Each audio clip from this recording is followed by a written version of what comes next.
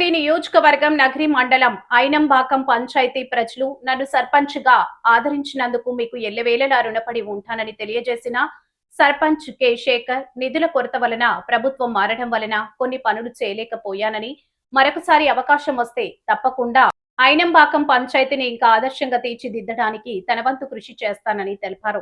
గడిచిన 5 సంవత్సరాల కాలంలో ఐనంబాకం పంచాయతీ నందు చేసినటువంటి పలు అభివృద్ధి కార్యక్రమాల గురించి సర్పంచ్ కె శేఖర్ తెలియజేస్తూ ప్రసంగించారు.